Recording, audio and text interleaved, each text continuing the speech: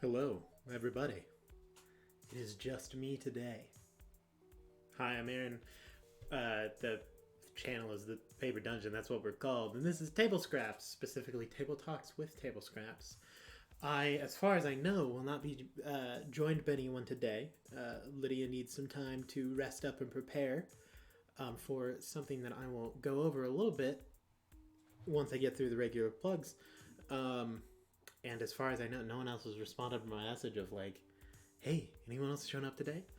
But welcome to Table Scraps. This is the little talk show that we run on Thursday afternoons at 1:30, when we talk about the game that we play at 7 p.m. CST on Monday nights. We play Dungeons & Dragons 5th edition. It's a great time. If you haven't already seen the show, I don't know how you ended up here. But it's still great having you. But yeah, we kind of go over what we did, how the story's going, any thoughts as to what exactly we're going to be doing in the future. Then we will get sidetracked and go do something or talk about something else. I have a couple things that I would love to talk about. Some hot opinions, some hot takes that I'm ready and willing to share. But to start off with, we have our obligatory plugs. I will get fired if I don't. They have a firm hold over me. First off, we have social medias: TikTok, Instagram, Twitter. Check them out. They're great. They're picking back up. We're doing stuff. We're doing things. As far as I know, they're doing pretty solid. We appreciate everyone who has found us through our social medias. And anyone who sees them. I think that they're a really good time. We also have a website, www.thepaperdungeon.com. It's what we have. It's what it's called.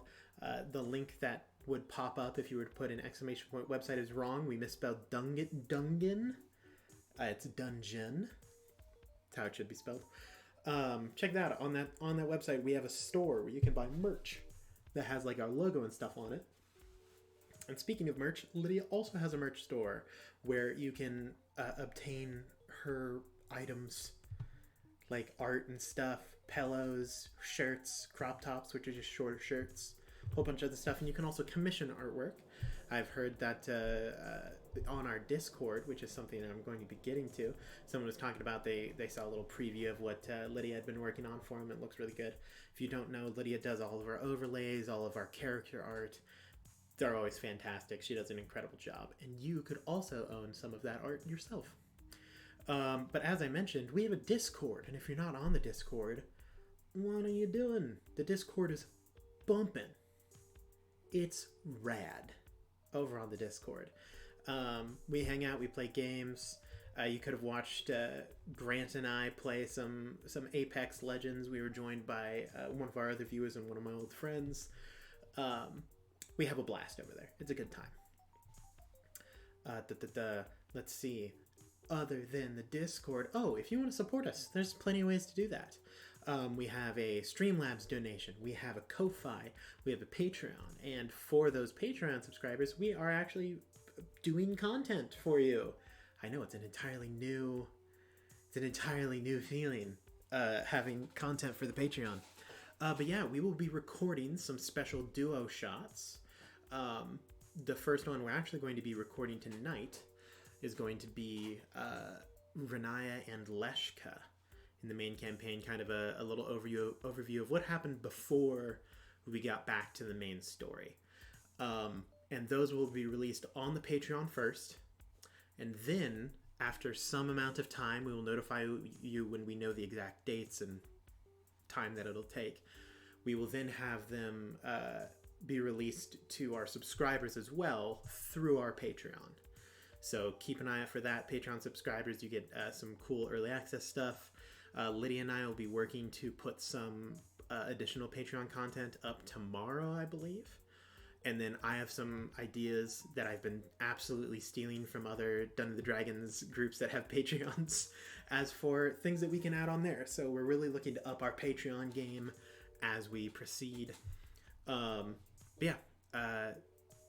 Thank you to all of our supporters. You are making it capable for us to do this and helping improve pretty much everything about the stream and honestly our daily lives.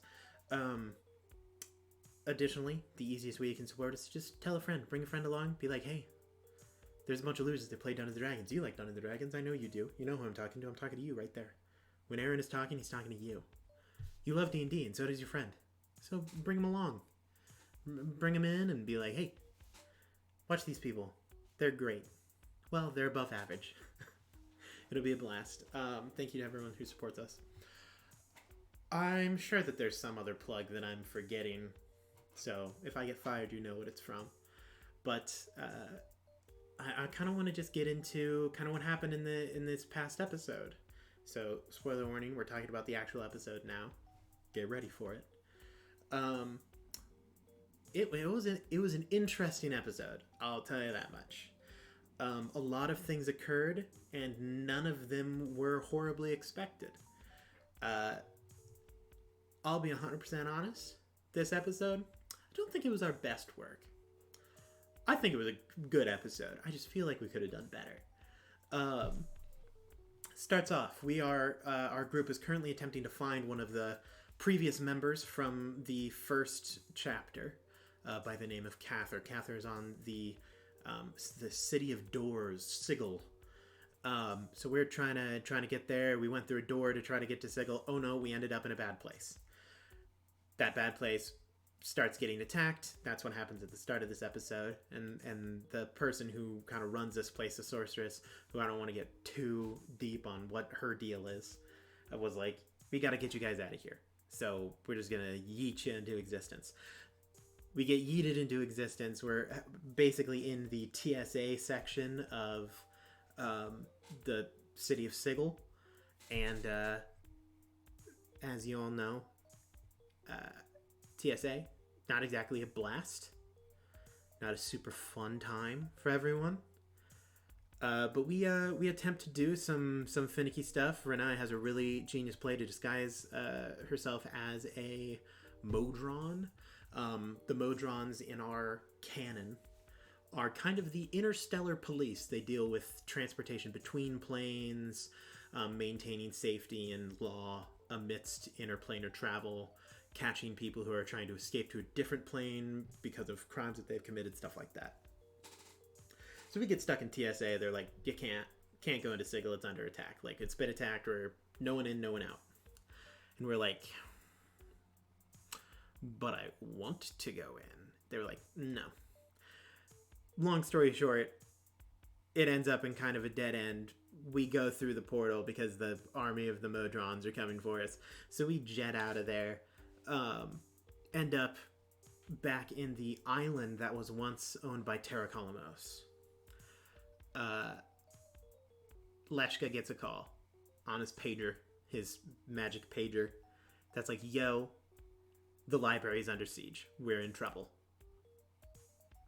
Show up, deal with the problem. So we go to the Scholar's Guide, the good old library that Leshka works at. Turns out there's two dragons there trying to enter into the ancient lore section of the library. For as a recap, the Scholar's Guide is a big column tower. Then surrounding the column, there are a bunch of individual libraries that each require different tasks done or fancy things to complete and actually enter. In the case of the ancient lore section of the library, you need to beat this really big golem. And here's where the trouble starts to show up. All right, Renaya really needs in this library real bad, but we can't beat a golem by ourselves, probably. So we have a choice. Do we kill the golem and potentially let these not great dragons get access to the stuff that they're looking for, and bad stuff happens? Or do we try to deal with the dragons, one of which is the son of the king of dragons, and first of all, potentially cause a war among the dragon, like between dragons and people, and have to fight two dragons? It's an interesting dilemma, in my opinion. It definitely wasn't just in my opinion. Because let me tell you, Edward was flummoxed. Edward had no idea. Edward, played by our lovable Grant DeFore, literally no idea what was going on there. Literally did not do anything for the first round of combat. The party in general kind of decides, hey, we need into this library, so let's destroy the golem. Yes, we're kind of helping the dragons, but at the same time, maybe we help ourselves more. So we managed to get rid of the golem. We enter the library. We get in there, and we've got like a round to find stuff, to find a book of some sort that will help us do stuff. Only one of them directly relates to the plot, as far as I know, which is good old Leshka being able to read minds and stuff. Kind of figures out what the two dragons were looking for, and at the same time they reach for the same piece of paper. Leshka gets absolutely yeeted across the room. And it is a paper containing a list of names of sacrifices for something. We're not sure what. One of which is the name of the sorceress that previously helped us, and the other one we don't know the name of. The rest of us each find individual books, manage to throw up a shield before they firebomb the library, and we managed to make it out of there pretty dang spiffy. Minus the fact that everything in the library was destroyed, which was probably a bunch of valuable books, and multiple sections of the library were blown up and crushed, which is obviously not optimal. But what are you gonna do, right? Just double checking some stuff. Got it. So that's the stuff that we figured out. We head back to Gambit's Keep, our castle that everyone was like, Aaron, this is useless. And then we're there, and now I'm like, ha, I was proven right in my desire. And yeah, and we went over some of the information that we had, searched up some stuff, and then Renai got cursed at the end of it because she found another piece of the rod, touched it. Now she can't touch anyone. We're going to have to figure out that situation. Personally, I hope that we can just put the rod back. Just stick it back in the hammer like it never happened. And voila, curse problem solved. I don't know if that'll work, I'll be 100% honest. But it would be nice. Now, normally, I would go asking people, whoever else was on the show with me, hey, how did your character feel about this? Hey, what happened here? What do you think you're going to do in the future? No one else is here with me today. It's just me. So, I don't really know where else to go from here. My character, Apathy, good old Mr. Trepowitz, is kind of in the midst of a intellectual bind when it comes to the campaign, try to figure out where we're going and what we're doing.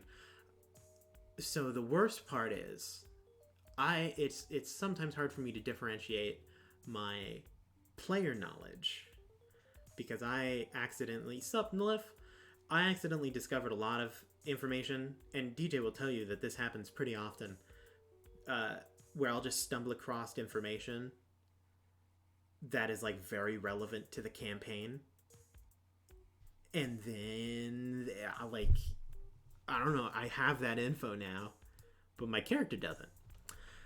And so I've got to kind of do really micromanagey work when it comes to the information I know.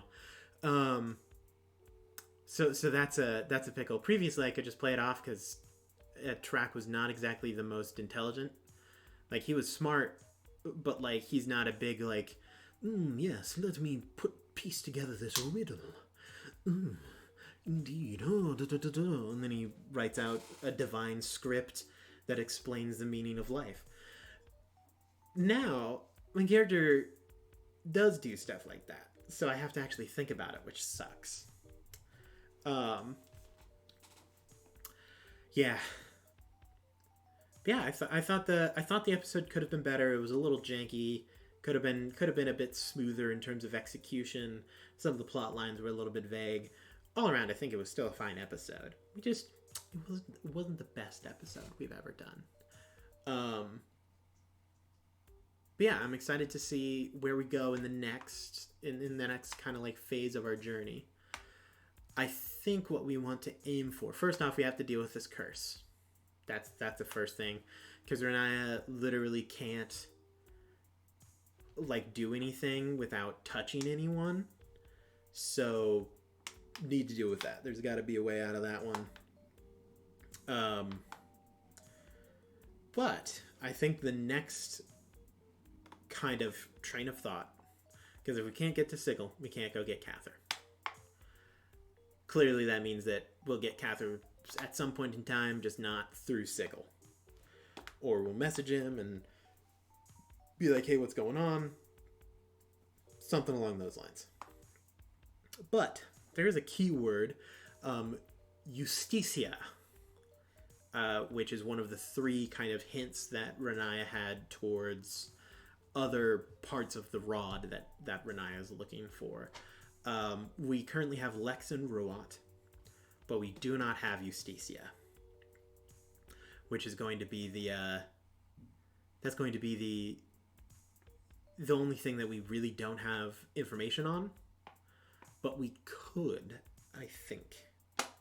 So I think that's probably going to be the direction, at least that Abinthy will try to advise going towards.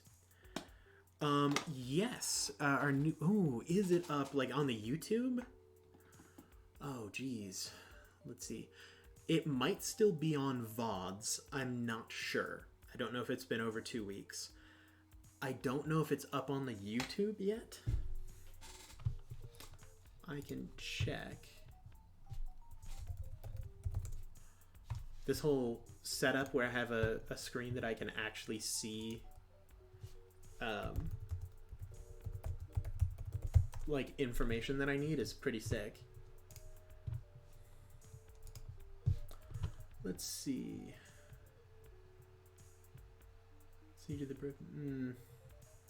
I'm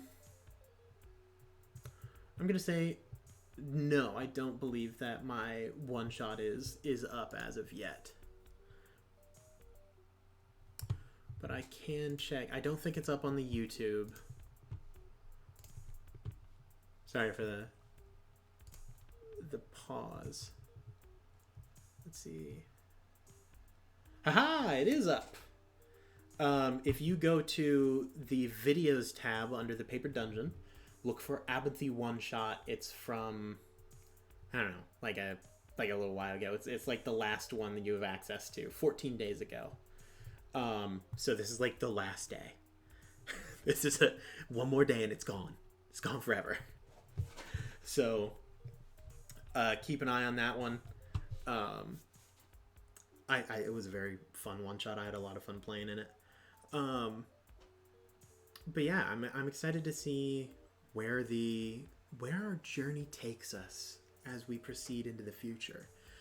Now that we've covered pretty much what happened in the past episode, a little bit of what at least I'm hoping to do in the future. I don't know about anyone else's plans.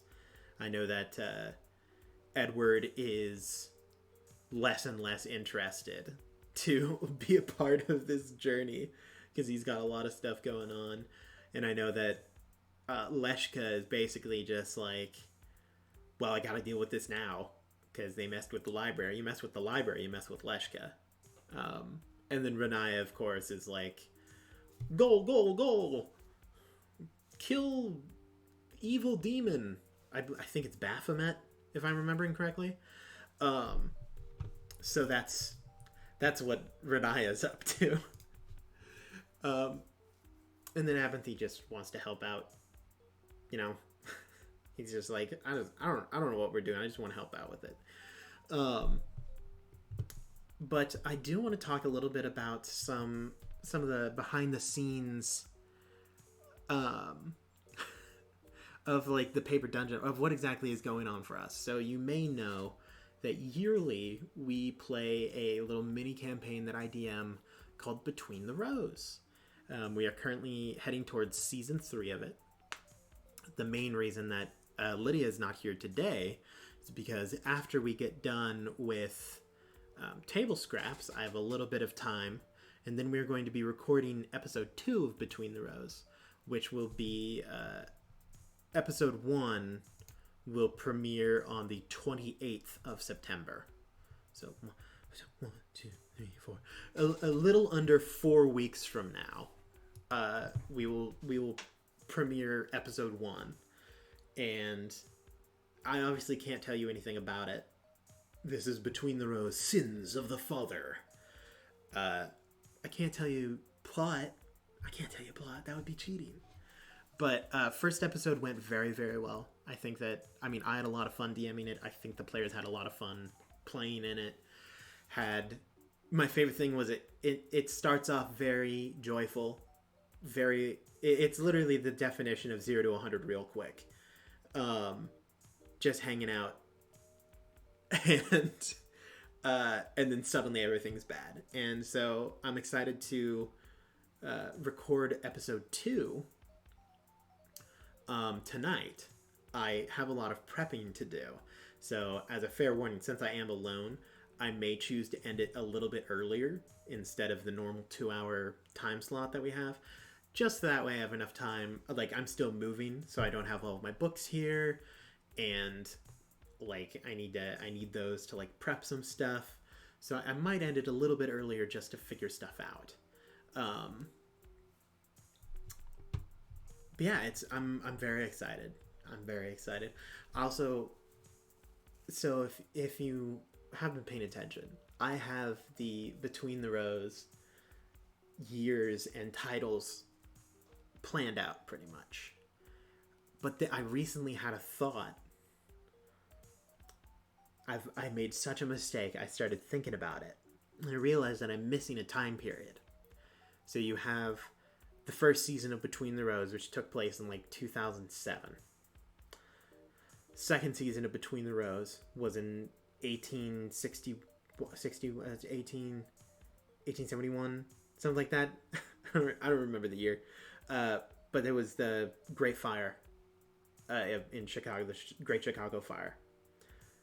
This third one is going to be taking place a little bit in the future. It's going to be in I think 2033. The next one after this was going to be way, way back.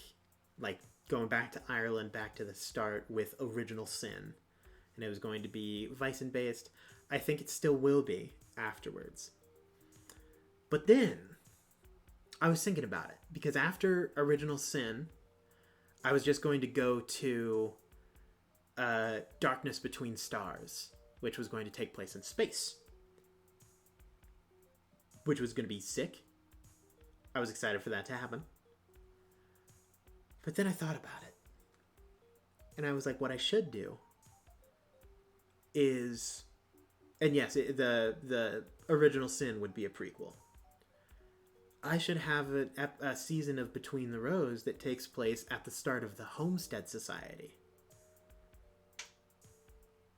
I don't know, but that's post-Civil War era, when the Homestead Act was done.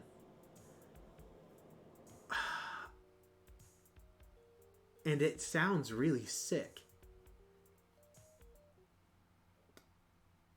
But I don't know how to fit that in the timeline. I also haven't, all the other ones I've kind of figured out basic plots and stuff like that. But start of the Homestead Society.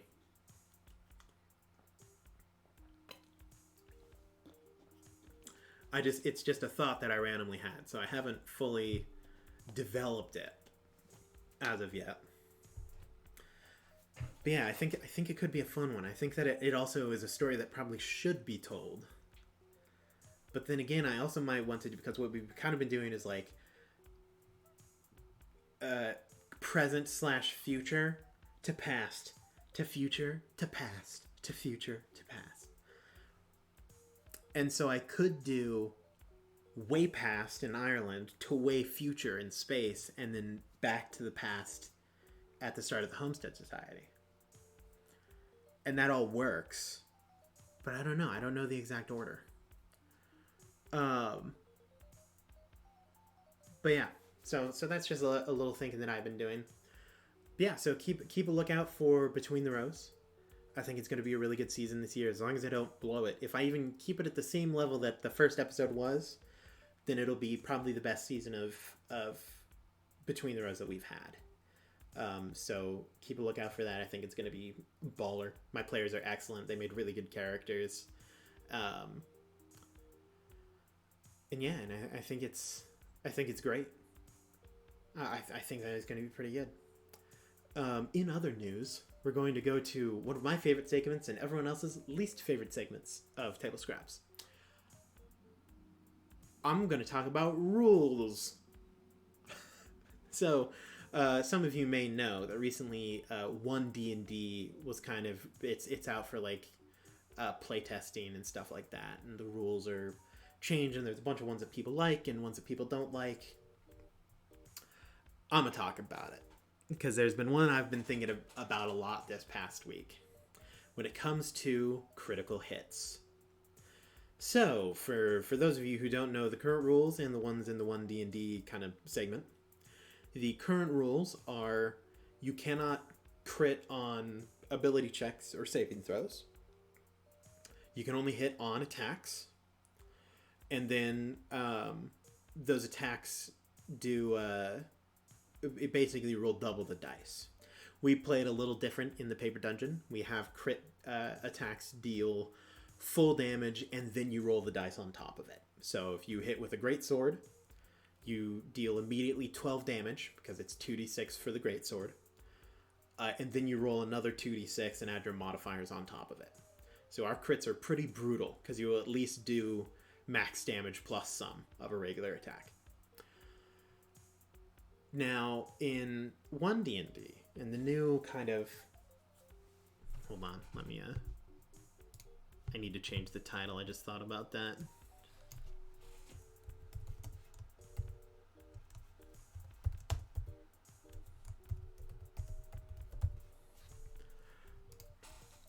So in 1D&D, they have changed how crits work. First off, you can now roll a natural 20, and it will automatically succeed on ability checks and saving throws, which is a very common home rule that a lot of people go with. So it's understandable why they would make that change to the core rules themselves. And then you also have magic cannot crit. So if I hit with my Eldritch Blast and roll a natural 20, doesn't matter. It just does same. It's the same as hitting normally. Also, enemies cannot crit at all. Critting is only for players. Those are the three main tenets that they have changed from my knowledge of 1D&D. I just realized my mic is in the wrong place. So excuse me if this sounds rough for a second. Perfect. Oh my goodness, it all looks so much better. But yeah, so those are the crit rules that have changed. Sorry if that was really loud. 1/3 of these I like. 1/3 of them. Because, and here it is. I'm not a huge fan of the critting on ability checks and saving throws. I'm more okay with critting on saving throws. I'm not as okay with critting on ability checks. I can understand why. I can understand why that is a popular thing that people do. Because it's like, to me, a natural 20 or a natural 1, those are not your own skills. That whatever comes into play there is not you doing it. It's not like you suddenly got better at something. It's an outside force. If you go to pick a lock and you roll a natural 20, it's more that the lock was not even locked properly at the beginning. And so you, gosh dang, get in there and you're like, oh, I only have to like move a single thing. Great. And it just pops open. If you roll a natural 1 and you're playing by these like automatic success and fail rules, a natural 1 is you go to put your picks in the lock, and it turns out that the inside of the lock is so corroded and rusted that it doesn't even function. It's basically welded shut. So it doesn't matter how good of a lock pick you are, you're not going to be able to open that lock. I don't like it. I'm just not a fan because the thing is, for me, if I am building a character in a specific way, like if I really want to be good at picking locks, like I'm a rogue, I'm a thief rogue, my backstory is like my entire goal in life is to break into every safe in the world, or the most strongest safes or anything like that. I'm gonna be really good at picking locks. I'm gonna have like a plus 15, plus 18, something along those lines. I'm gonna be aiming to hit I'm going to be aiming to hit like the impossible DC level of 30. Although I will be honest, as a DM, I normally put like 35 as the impossible DC, because 30 isn't that hard to hit if you have like a bard in the party or anything along those lines. 30 is very achievable for most classes. 35 is a bit tougher.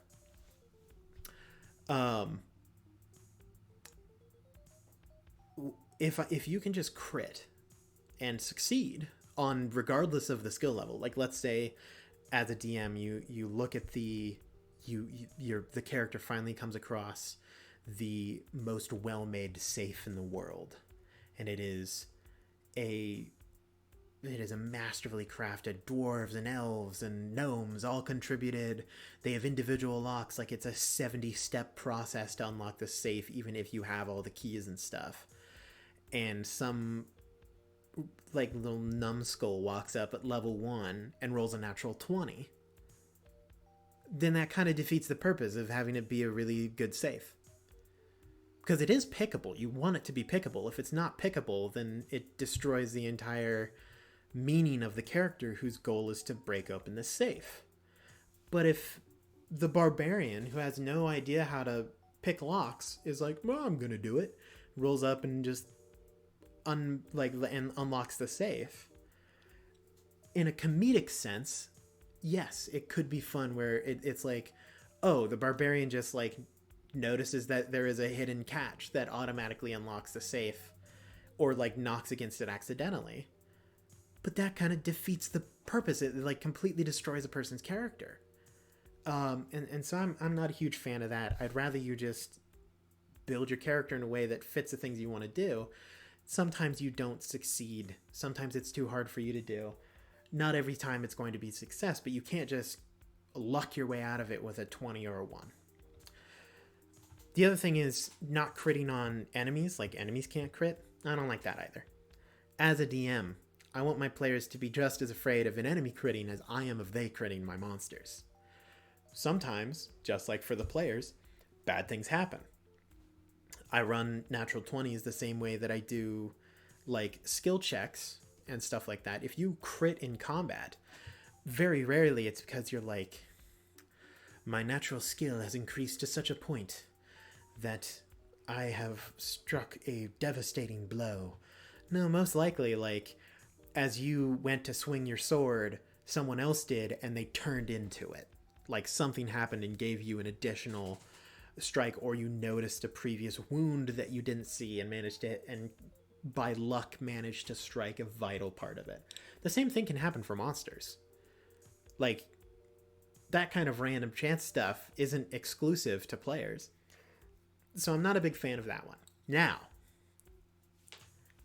and you'll know where I'm going with this one. If you've listened to me before when it comes to the classes in Dungeons & Dragons, I am always sad because martial classes are so much weaker than magic classes. And you can debate all day as to whether or not that's true or not. How it's like in a 1v1 fight, a wizard isn't going to beat a barbarian. Blah, blah, blah, blah, blah. I'm looking at sheer numbers. Magic casters are just in general going to be stronger than martial characters. Their spells just deal more stuff. They have more effects they can do. They have more options. It's just kind of how spellcasters work. if you take away a magician's ability to crit on magic, that passively buffs martial characters. And I like it. I'm a big fan of it. Because you have a lot of spells for, like, clerics and wizards that already just naturally deal more damage than a fighter, barbarian, anything like that. I'm gonna use Renaya as an example for this. We're gonna go way back, start of the campaign, chapter 1. We're fighting against Melancina.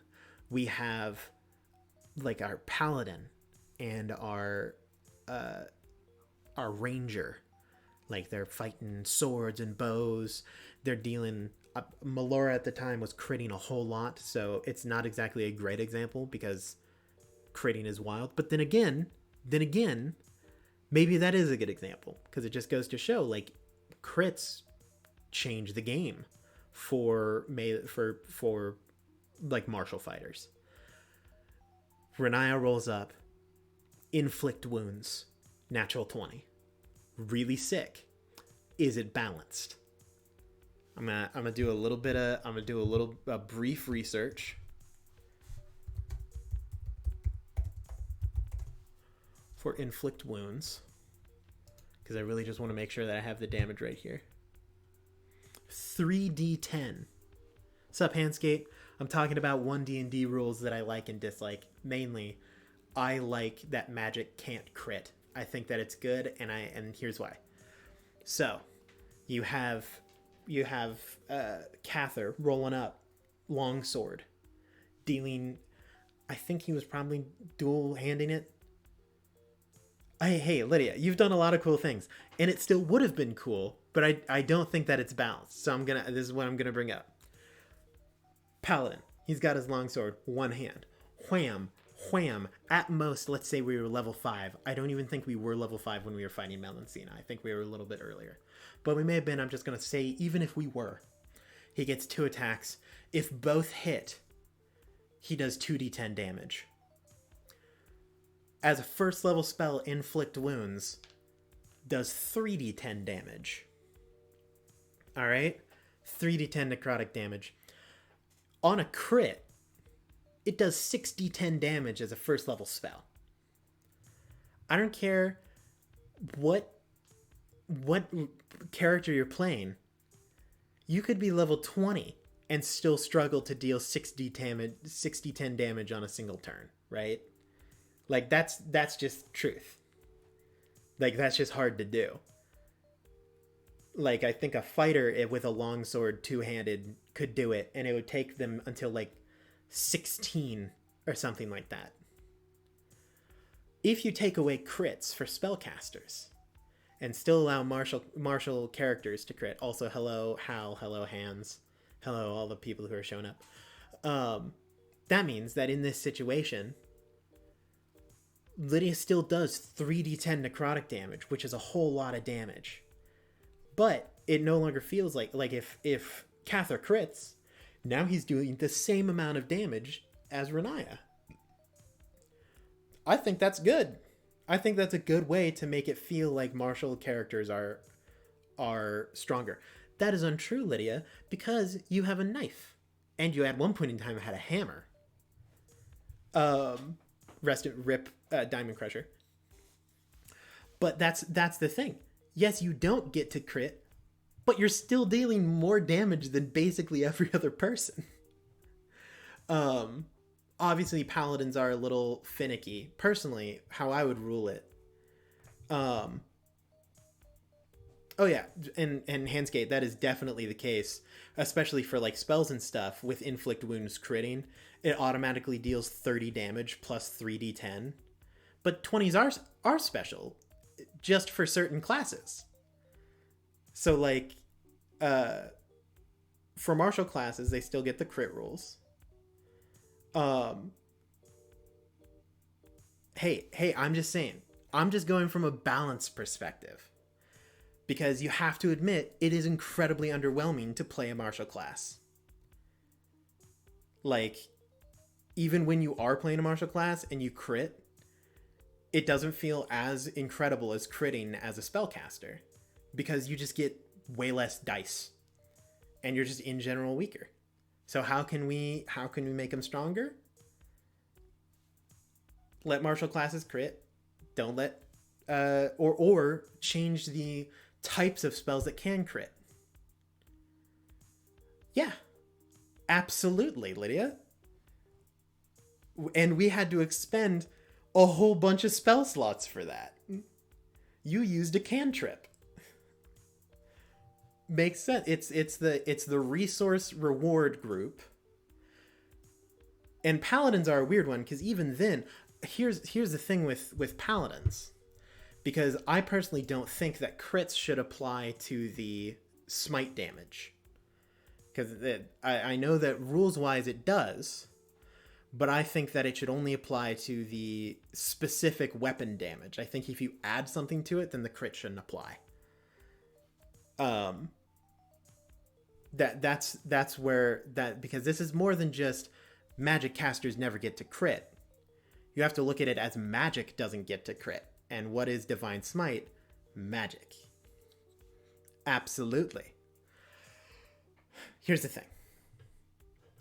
Regardless of how you feel about it, martial casters are worse than spellcasters. How can we change that? This is the option that I have, that I see. And also, I'm going off of 1 D&D rules, because clearly Dungeons & Dragons thinks the same thing, because it's like the fact that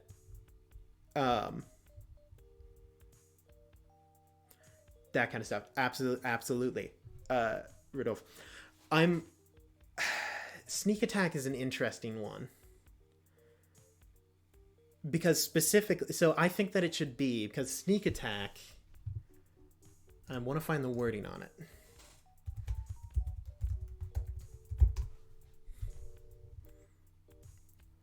I wish that it would just tell me.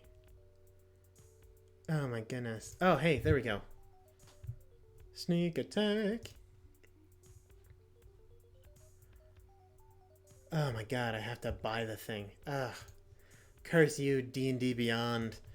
Fine, I'll use my books. I agree with that as well, Rudolph. I think that everyone should be able to crit. I think that monsters should be able to crit, players should be able to crit, so on and so forth. So rogues. I went too far. I went past rogues. Sneak attack.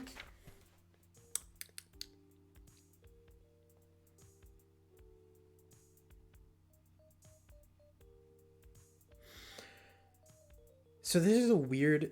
I just noticed... Sneak attack is worded very strangely, and I'm not sure if they changed it eventually. But it says once per turn you can deal an extra 1d6 damage to one creature you hit with an attack if you have advantage on the attack roll. The attack must use a finesse or ranged weapon. But it doesn't tell you what type of damage it is. Because normally how they'll do it... How they'll do it is they'll have it be... deal an additional 1d6 damage of the weapon's type. So I don't know if that's if it's just the book that I have, like they changed it in a later edition of this book.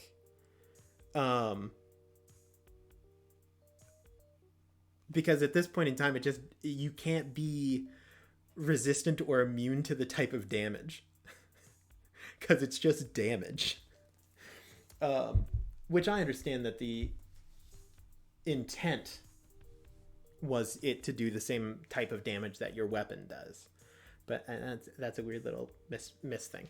So if an attack, like the damage added to the attack, if it's like damage of the same as the weapon's type, that I think should be affected by crit, because I'm totally all right with rogue sneak attack having the crit option. Like that's in the spirit of rogues. That's like any video game or RPG where you play a rogue or a thief type character.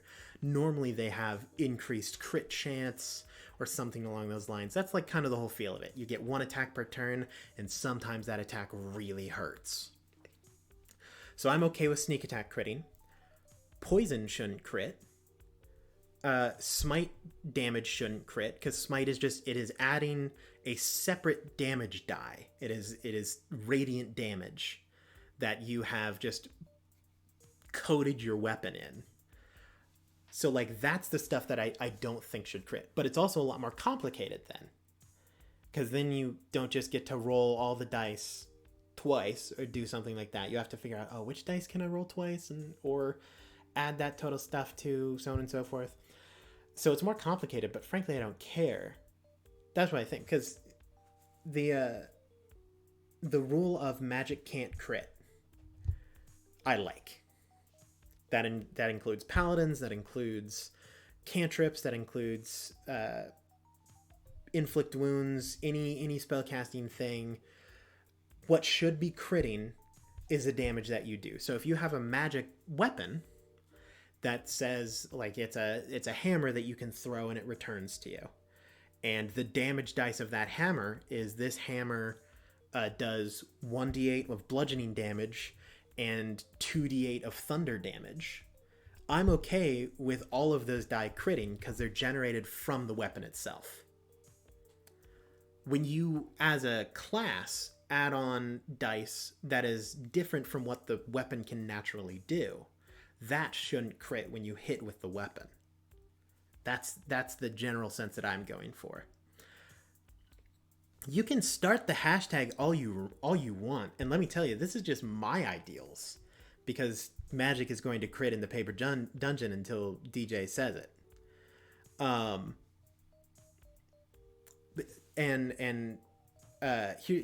Here's so Rudolph, you may have missed the start of this conversation. I think we absolutely should favor melee classes, because right now they are severely unfavored. And that is my statement on that.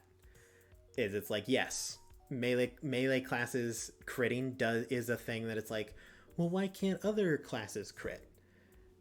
That's because they're down in every other area. So if this was a video game, it would be a very easy like step. Since it's an RPG, things are a bit different, because like I can think off the top of my head, and like how many video games have magic casters being unable to crit, but the moment that you take levels and like, oh yes, I've leveled up my sword work, now when I'm using a one-handed weapon it has a 20% chance to crit, things like that. It is favoring martial classes, but that's only because they're already not favored. Like, I think that it balances things rather than giving them an unfair advantage. Because even with the crit, 19 out of 20 times, statistically, like 19 out of 20 times, you're not going to crit. So like even in that typical combat, like if you math out having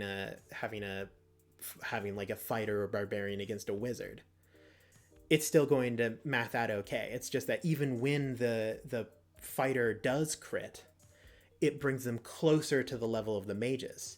But if a mage crits, then they are 20 miles away from where the fighter is. It's just like way more work for the fighter. So I agree with it. I like it. And it's like, is it a nerf? Maybe. But also, how many spells don't even have an attack roll? You could just cast Fireball every single turn, and in 2 turns, you could be dealing 16d6 of damage.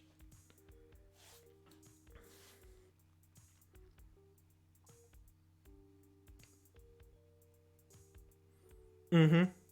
Nilith brings out another point. If you have an axe, you have an axe. You're not going to be able to do the things.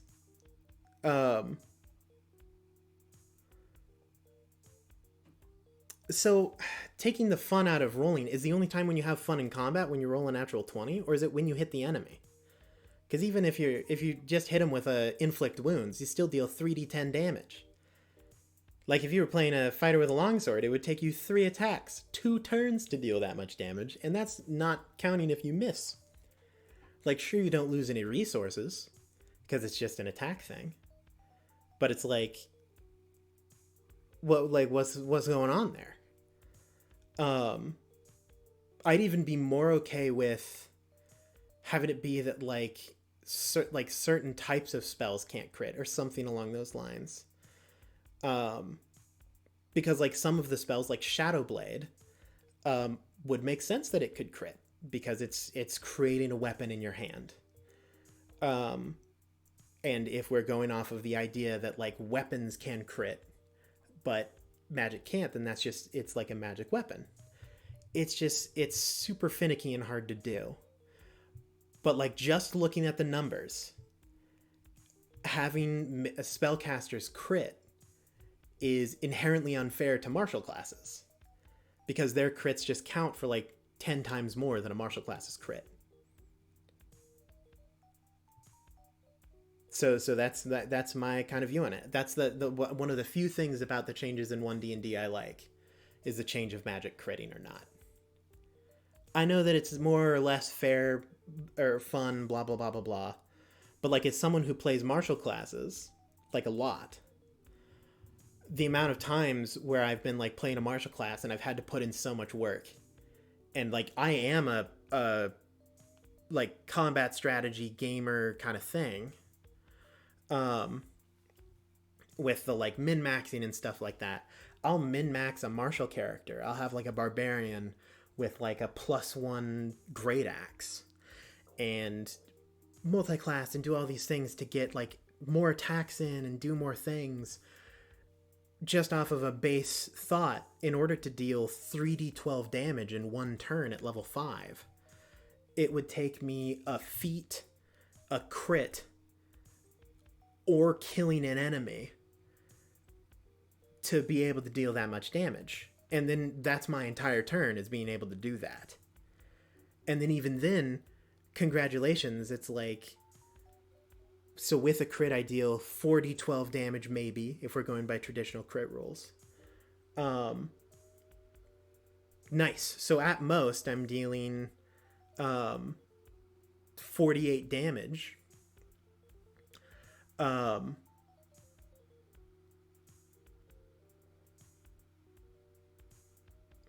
then like a spellcaster will take their one turn, make one action, and it'll coat like a massive area, or they'll just hit and crit and it does like 10 times the amount of damage. And the other thing, Rudolph, is even if you are out DPSing the magic people, it's most likely single target, and that is the only thing that you can do. Is like a spellcaster will be able to deal that same amount of damage or close while flying or being like 10 miles away from or teleporting and having like actual options beyond dealing damage. And damage is like what a martial class has. And sometimes they aren't even able to do that. And for players such as Lydia, who has mentioned that she doesn't do the like a min-maxy stuff, you're not going to be able to out damage the magic people, because the magic people, it's really easy to get to that level of damage. With a melee character, you have to actually min-max to get even close, and sometimes you succeed, sometimes you don't. I just legitimately think that martial characters are a little bit underpowered, and I think that allowing them to crit and having magic crits be less so doesn't really remove the utility or strength of a magic caster, but does make playing a martial character more reasonable. And that is my stance on it. And I don't, if you disagree, I'm not saying that you're wrong. I can totally understand. It probably is more fun in a lot of ways to different groups of players and stuff like that to have their spellcasters crit.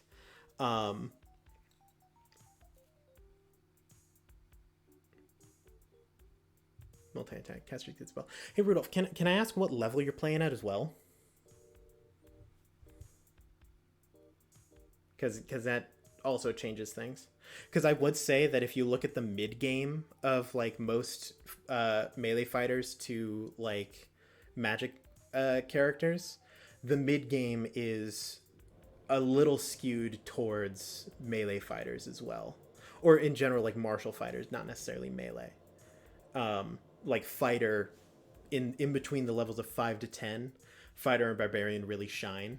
Then once you get past like level like 15 or 16, that's when things start to get crazy, where you get like 1 to 20, about 12 or so of the melee people take over. Because yeah, it like the main thing that comes to my mind is you can polymorph power word kill any character in the game, and depending on the type of spellcaster you are, like there's not really like you can just determine that to happen. And yes, I have a it's a weird ruling that I would honestly probably take over, but there's been a lot of question as to whether or not the polymorph power word kill thing works, or if you power word kill a druid, does it actually kill them? Turns out the answer is yes, which is pretty wild. But it's just combos like that make the game ridiculously difficult for martial casters. But I've tended to notice, because like I've played every level of character multiple times in various types of campaigns and situations. I played in a campaign that was an arena battle type game. In that one, I played a druid, and in a different one, DM'd by the same guy in a very similar circumstance, I played a barbarian. Wildly different experiences. And so and obviously there isn't a blanket, does this work, does this not work, or anything else like that. But I do think that it makes the game more balanced. I don't know about fun.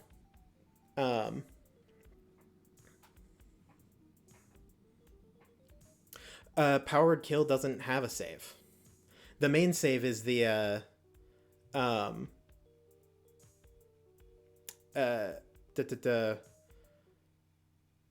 is for the polymorph. And then the enemy, if they have legendary resistances, that changes things. But you can, like, once you burn away the resistances, which also melee fighters rarely have the capability to do. The main one that can do that is monks. Like, monks are pretty dang good at burning those resistances.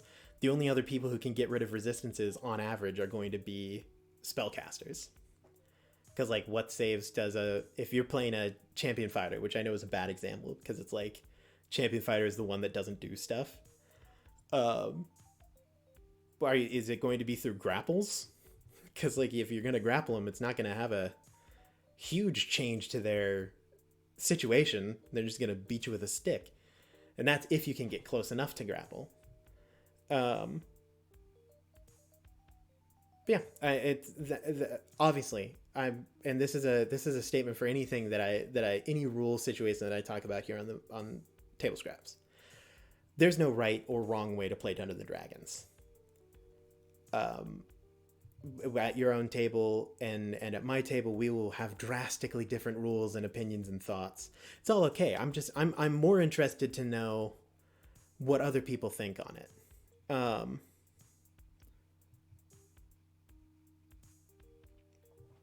Handscape, we actually I covered that just a little bit before this.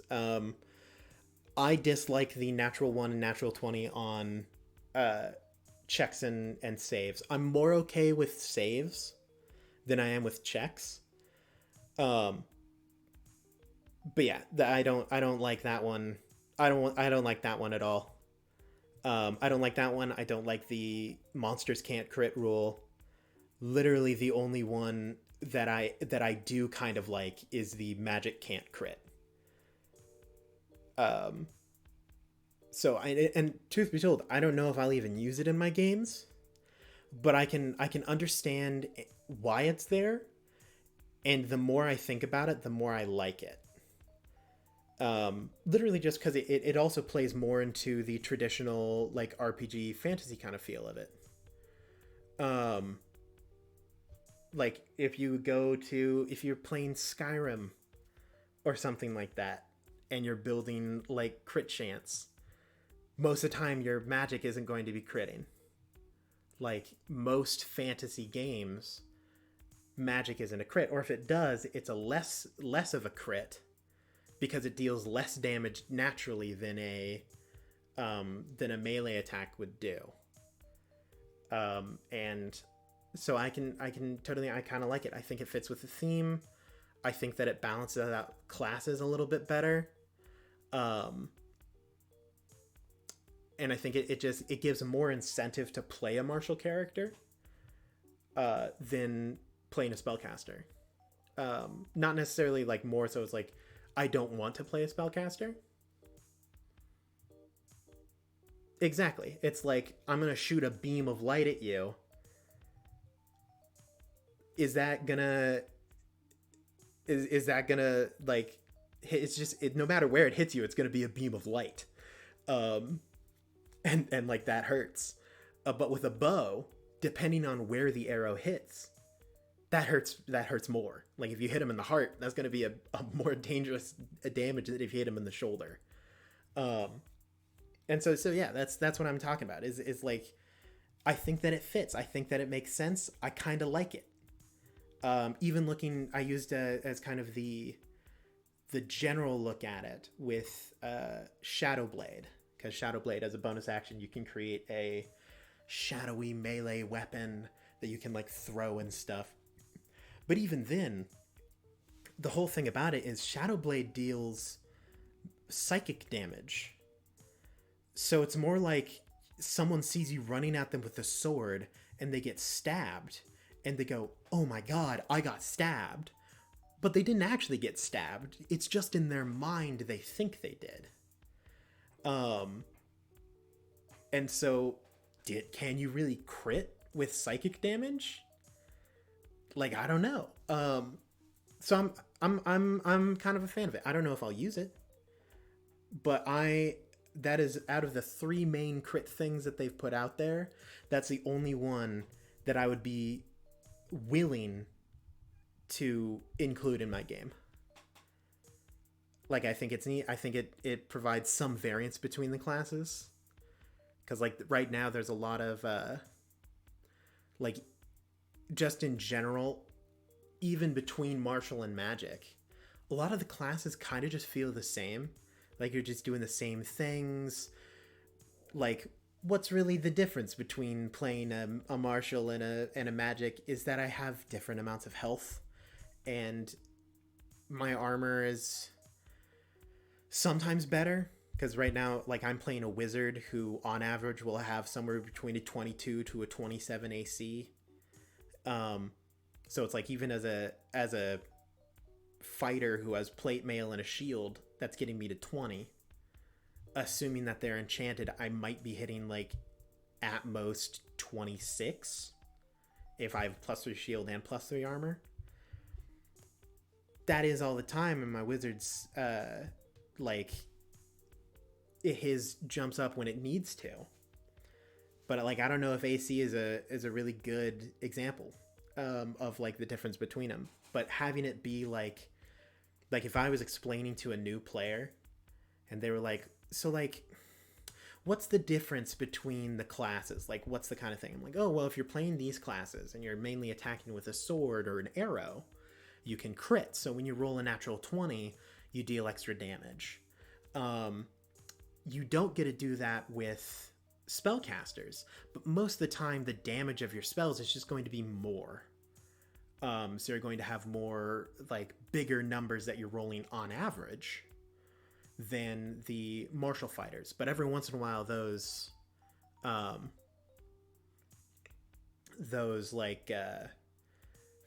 hits with a sword or a hammer are going to be pretty beefy. Yeah, Rudolph, send me a link. What time? Like what day specifically? Because my weeks are pretty packed.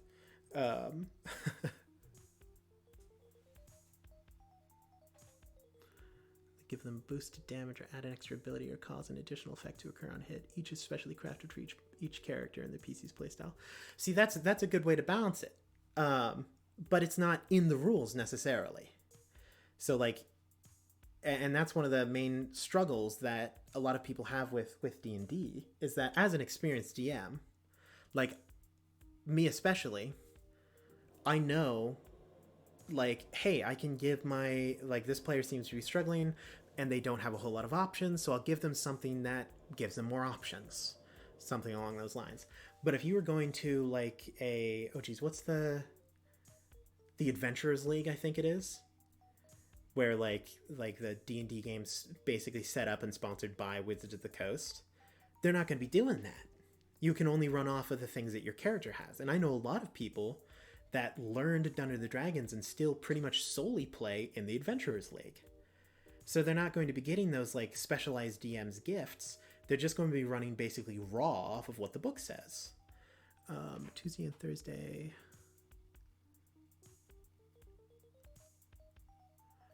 Gotcha. I mean, yeah, I'm down. Tuesdays are more of an option for me.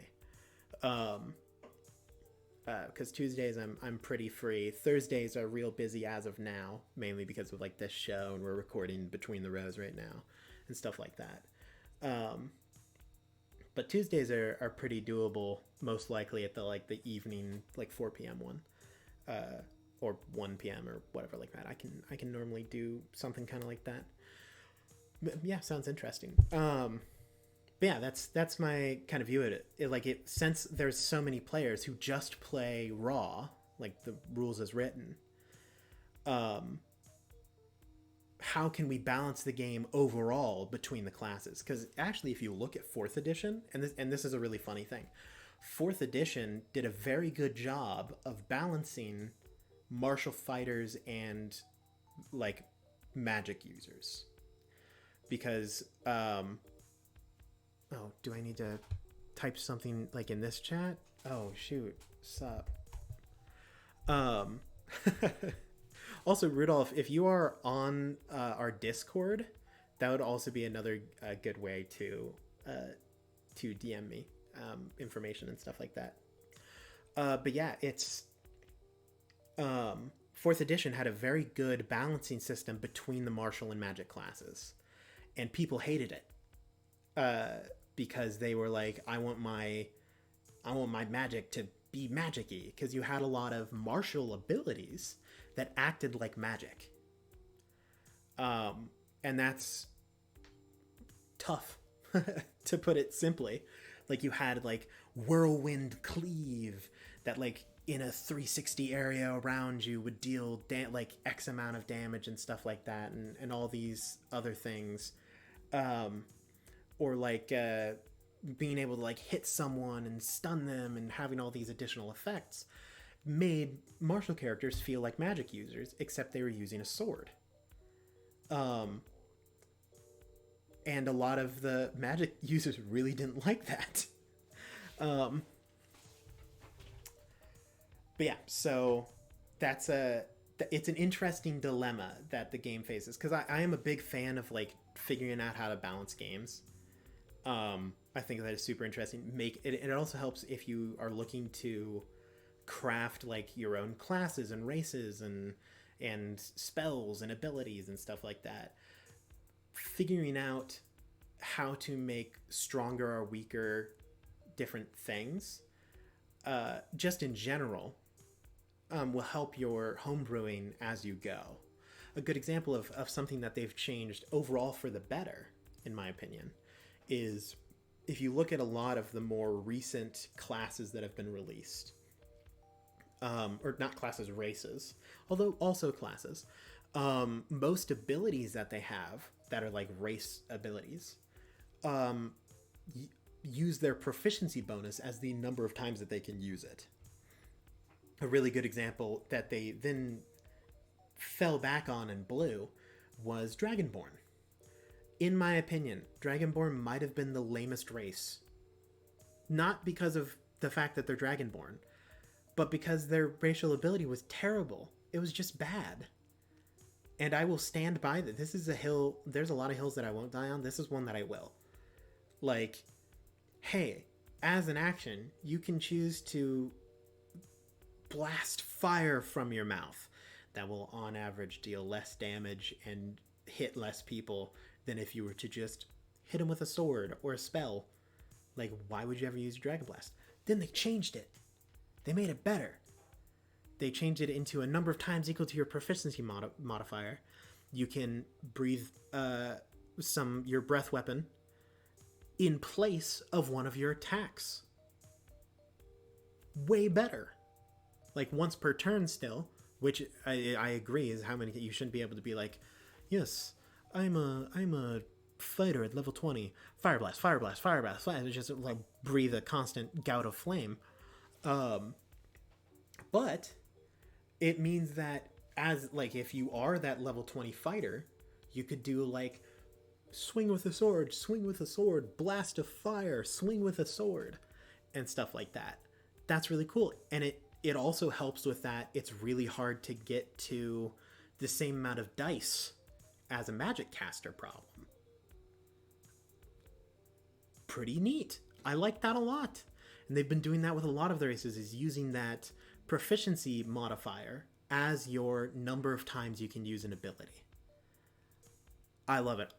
I don't mean to brag, but I've been doing that with my classes and races for like 4 years now.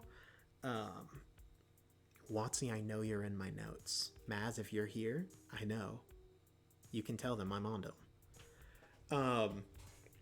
But like that's a really simple way that they've like balanced things. And the breath weapon, they decrease the damage because you can use it more. Very traditional balancing. If you can use an option more, have it deal less damage. Less dice rolled means slightly worse, but it's actually more dice rolled because you can do it more times. And it's stuff like that. And that's the general idea. To sum it up, I like magic not critting. I don't think it makes the game less fun. I think it makes you make more of a choice when you're choosing your class as to, man, do I want more dice on average, or do I want the possibility to crit? I would also say, so here's my gimme. If magic can't critical hit, it shouldn't be able to critical miss. This is another thing that I will say. I think that removing the crit word in general from magic is a doable and acceptable thing. Because, like, once again, if I'm firing a beam of light at someone and their AC is 12 and I have a plus 13 to hit, it doesn't matter where this beam of light is going to hit you. It's going to hurt. Just over, like, it's just going to be, ow, beam of light. That's hard. Ow. Remove the critical misses and critical hits from magic. I think it makes the game better. I think it just balances things easier, makes more sense. I like it. And you can not like it. I have no problem if you don't. If I play in one of your games and I'm like, oh, does magic crit? And you're like, oh yeah, absolutely. I'm not going to mention a word. I'm not going to have a problem with that. No issues from me. I don't even know if I'll use it. But I think that's an okay thing to have in the rule books. I think it's pretty neat. I think it's a good differential change that changes some stuff, and really just I think it adds to the game more than it takes away, which is strange because it is definitely taking away something from the game. But I think it adds an aspect. I'm trying to think if there's any other rules that I can remember from 1D&D that I really like or really don't like. I mean, there's obvious some of them we've already talked about on here, so I don't want to bring them up again.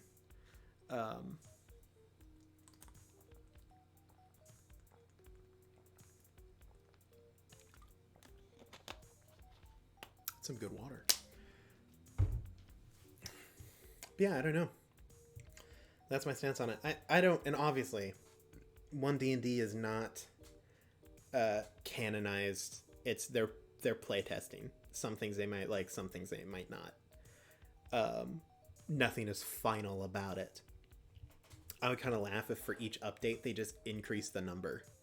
So by the time they actually release it, it's like 32 D&D. I think that would be funny. This is 1 D&D. This is 2 D&D. 3 D&D. Yeah, and so we'll just have to look and see. Obviously, play the game how you want. That's my number one advice as a DM for how do I balance my game? Are you having fun when you play it? And are your players having fun when you play it? Like, if you have a person who's playing a martial fighter who's getting really frustrated because he's like, it never feels like when I'm dealing damage that I will ever even approach that of a magic caster. You should probably do something about that. Give them the option to feel cool. I remember in one of my longer running games, I've mentioned it before, I play a Cavalier Fighter multi-classed into Forge Cleric. One of the biggest mistakes I've ever made. Not the character was awesome, but the class combination, it felt really awkward because I was more into fighter than I was into cleric, but all I had was like a +3 weapon, not even +3, it was like a +2 weapon with some small option of like, I don't even remember entirely what it did.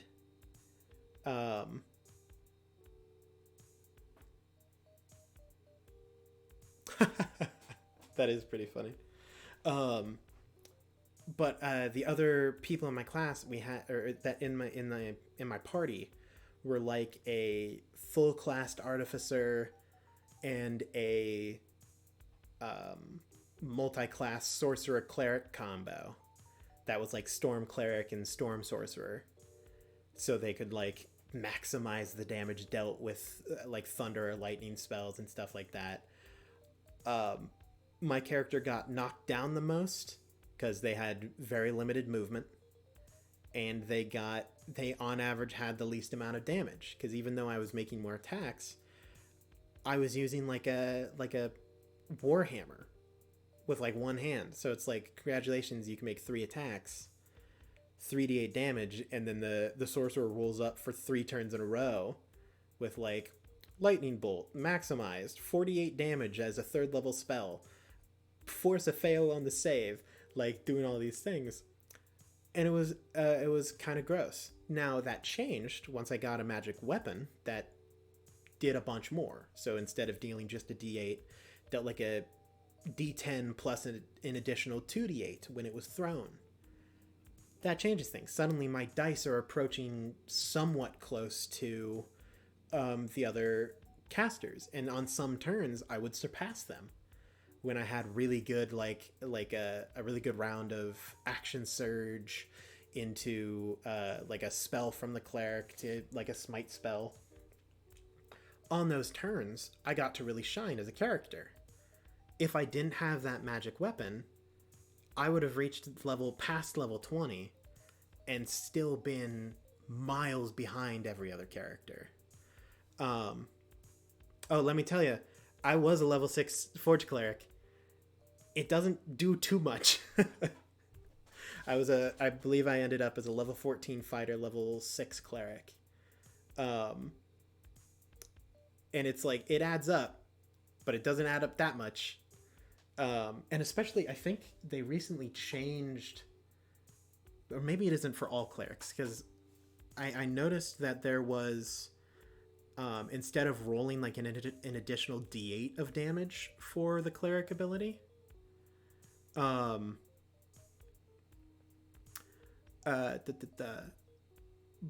so instead of like rolling a d8, it was like add your wisdom modifier or proficiency bonus to the damage, which I don't know if that's better or worse. It's probably better, because you always are above average on a d8 if you're at like +6.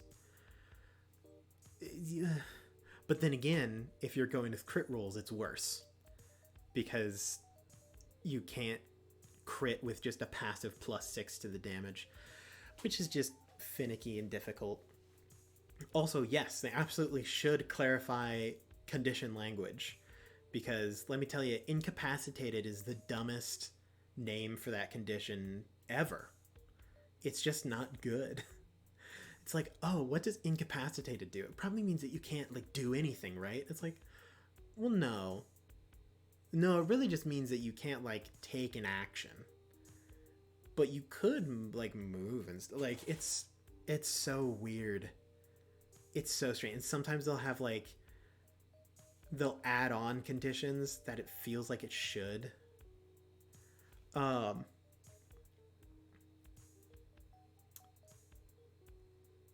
Yeah, it's the number one weirdest condition. I need to find. Let me gosh dang get the books out again.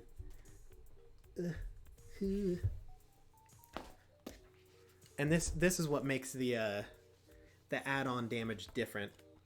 I'm assuming that the best way to do additional crit damage when it comes to weapon stuff like that is probably use some kind of Magic the Gathering rule set like language works. Let me see. Let's head over to... Okay, so... Oh, that's the wrong one. Where's the war domain? Okay. So this is already interesting. So even just looking at cleric, when you have oh, that is really interesting.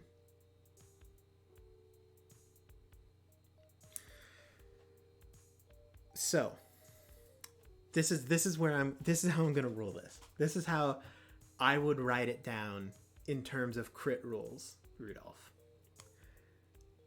If you were to add damage to a melee or ranged weapon attack that is not damage that the weapon would naturally make, it is not added to the crit stuff. Obviously, that is not how I would fully write it down. I would parse it out better than that. But that's the general idea. So if you look at War Domain Clerics, the damage dice that is added like once per turn when you hit with a weapon attack is the same type of damage that the weapon would naturally deal. But if you look at was it Light Domain? I already forgot what I was looking at. Man, I'm bad at my job.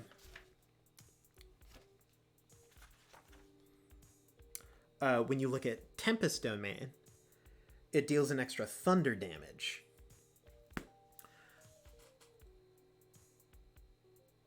Yeah, that's exactly how it would work. So the sword naturally deals slashing damage, but the flame tongue, the 2d6 fire damage, the fire damage isn't going to get any worse depending on where you stab them.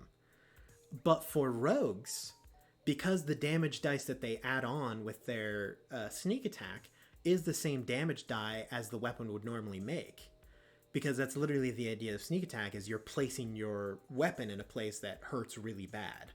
I would say that crit damage is added on. So that means that divine smites don't count. Or even, here's a better way to do it. If the dice added is not piercing, bludgeoning, or slashing damage. Because let's say that you have a sun sword as a paladin and you crit. Theoretically, that's an excellent question. Does a sun sword, because a sun sword just does radiant damage, can you crit with a sun sword? These are the types of conversations that I like. Because it's like, it is a martial weapon, but can you really crit with that? Because I would want to say yes, but then why couldn't I add like a divine smite to a sun sword crit and then have the divine smite crit? Do they not crit on sneak attack now? Is that not a thing? Does sneak attack damage not work with crit? Oh my god, this is blowing me away. I didn't know. I just assumed that sneak attack still crit. Um, Now, mind you, I do think that this version of the game that we're coming up with is probably less entertaining because you get to roll less dice. Um, which I would agree. I'm okay with it. Oh my goodness, this is fascinating. Um, but yeah, it's so maybe it's situationally less fun. It depends on what you play for. So I'm a big fan of a lot more wargamey type of Dungeons and Dragons. Very like tactical movement, decided play, a lot more combat than social encounters, stuff like that. So for me, this kind of stuff is very entertaining. Even if though I roll less dice, finding ways to make that work regardless is really interesting to me. Um, Knowing that like because in a way the sneak attack is basically just magic. Like if you think about it, like you're for some reason better at stabbing someone than a fighter. I don't I don't know if I agree with that, but that's kind of just how it works. Um, it's an interesting thing. I also would like to see, and this is a thing that Watsy, I'm speaking to you right now. I want to see actual taunts in the game because like right now it's really hard to perform a tank roll. Like you can have a bunch of health, but like there's no real reason for anyone to attack you. Um, I mean, Rudolph, it's pretty straightforward. You just hit him in the place where they'll bleed real bad. Like obviously that gets it's like if you're fighting an elephant, the rogue for some reason knows where to stab it on the leg that it like hurts more because you're not going to be able to stab it any higher. It's stuff like that. Every class has a bit of magic in them. How does that work? Why do fighters get to breathe real deep and then they heal? Stuff like I mean, it's the illusion. It's the fantasy illusion. It's a fantasy game, so it's not supposed to be like in real life. There's no one running around on a battlefield that's just like my wounds have healed, and then they like move on with their lives. Um, but it's interesting. This is what happens when I don't have guests on this show. It turns into how can I make Dungeons and Dragons into a war game? Um, Fun is subjective. Um, but yeah, it's an interesting topic. Crits are difficult.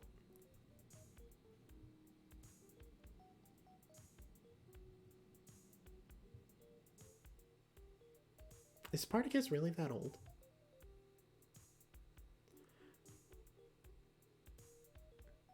And that's very fair. But let's be clear here, Rudolph. Was Spartacus a rogue?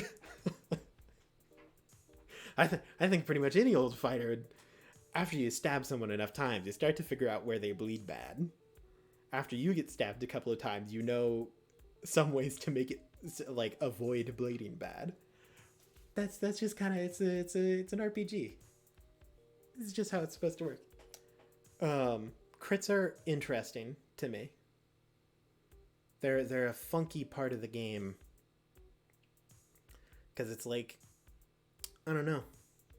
It's just kind of wonky. You know how it is. You know what it do. But yeah, that's pretty much all I've got going. I'll be honest. This took actually longer than I expected it to, and absolutely, Rudolph. The also, as I'm sure that I've said multiple times, if you aren't in our Discord, get in there because there are plenty of opportunities. If you want to chat, send me a message, and if I'm available, I'm almost always down. Um, but yeah, I like these type of conversations are what I like. I know a lot of people don't. A lot of people don't play Dungeons and Dragons in the same way that I do, and that is totally okay. I love the way that you play too. But this is just a look into the mind of what does Aaron do? of why does Aaron play this game and why does it suck. But I'm probably going to end it a little, like 30 minutes early. I know, big whoop, but I'm out of rules to lawyer. I'm out of complaints to rebuke. And I don't have a whole lot of main campaign or side campaign stuff that I can really talk about beyond what has already been said. So I need to prep for the episode 2 of Between the Rows, Sins of the Father. Rudolph, you have worded it exactly. I love the RP games. The main campaign, lots of RP. It's not a power gamey main campaign. That's because if you look at like our players, that's not what they enjoy. I still love the game. It honestly makes me sad though that I don't get to play more power gamey stuff, because that's like where my heart lies. It's where my soul lies. But yeah, I have to prep for Between the Rows, Sins of the Father, that we're going to start recording in like 4 hours or something like that. Episode 2. So keep an eye out for that on the 28th. That's when that first episode will go live. You'll get to watch me make my players cry and scream and be incredibly sad for 6 whole episodes. They also have fun, but that's the real draw to the game, you know? So keep an eye out for that. I think it's going to be an absolute blast. I'm really excited for it. And then, yeah, check us out on Mondays at 7 p.m. CST. And then we will be back with Table Scraps next Thursday at 1:30 CST, 1:30 p.m. And then, and yeah, and that's pretty much. I could go through the plugs again. I'll just run through them real quick. Social media, Instagram, TikTok, Twitter. They're there. We have a website with a merch store. Lydia also has a website that is a merch store. You can buy her stuff. Please do it, because Lydia needs money. And don't we all? Don't we all? If you want to support us, we have Streamlabs donations, we have Ko-Fi, we have Patreon. If you're on a Patreon, keep an eye out for some additional content that's coming your way very soon.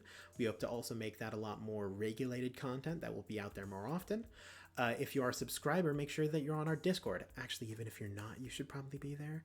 It's like a really cool place with really cool people. But for the subscribers, you will also get some additional content that the non-subscribers will not have access to, and that will most likely be through our Discord. I think there's probably some other plugs that I could be doing somehow, somewhere, something. I don't entirely know. But other than what I've already said, thank you everyone who is here today. It's been an absolute blast. I know that you probably show up mainly to see the people that I normally stream with. So I appreciate any of you who are here, even though it's just me today. I hope that I didn't bore you with my talk of rules and regulations and bringing up things that you may not agree with. But thank you for sticking through it and talking with me and being here. It's been an absolute blast. The only things that I really have left to say are good luck and godspeed. We will see you next time, Dungeoneers. Goodbye, everybody. You have a good rest of your day or night or morning.